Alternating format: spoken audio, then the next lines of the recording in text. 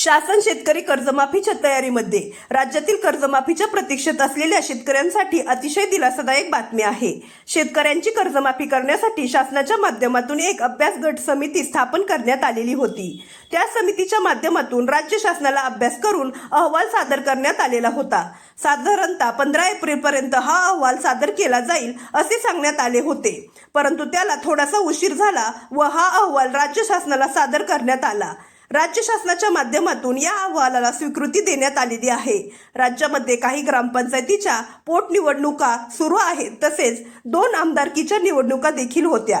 या सर्वांच्या पार्श्वभूमीवरती राज्यामध्ये सध्या सुरू असलेली आचारसंहिता किंवा इतर राज्यामध्ये सुरू असलेल्या निवडणुका या पार्श्वभूमीवरती आतापर्यंत हा अहवाल मंत्रिमंडळ बैठकीमध्ये मांडण्यात आला नव्हता.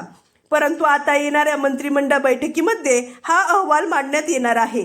मंत्रिमंडळाची मंजुरी मिळाल्यानंतर या योजनेसाठीचा GR निर्गमित करण्यात येणार आहे आणि राज्यातील शेतकऱ्यांसाठी कर्जमाफीची योजना राबवण्यात येणार आहे.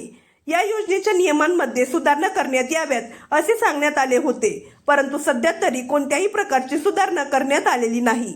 मंत्रिमंडळ बैठकीमध्ये जर या संदर्भात काही सुधारणा करण्यात आल्या तरच सुधारणा करण्यात येतील, नाहीतर राज्यातील 30 सप्टेंबर 2025 पर्यंत थकबाकी असलेल्या शेतकऱ्यांची 2 लाख रुपयांपर्यंतची कर्जमाफी व नियमितपणे कर्ज भरणाऱ्या शेतकऱ्यांना 50,000 रुपयांचे प्रोत्साहनपर अनुदान या कर्जमाफीच्या माध्यमातून देण्यात येणार आहे.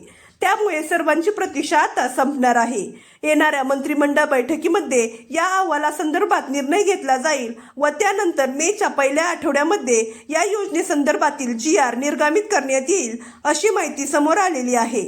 याबद्दलची अजून कोणतीही अपडेट समोर आली तर आपण वेळोवेळी ती जाणून घेण्याचा प्रयत्न करणार आहोत. जर आपण पहिल्यांदाच या चॅनलवरती आला असाल तर अशाच नवनवीन व महत्त्वपूर्ण माहितीसाठी आपल्या चॅनलला फॉलो करा. चला तर मग भेटूया पुढच्या व्हिडिओमध्ये. धन्यवाद.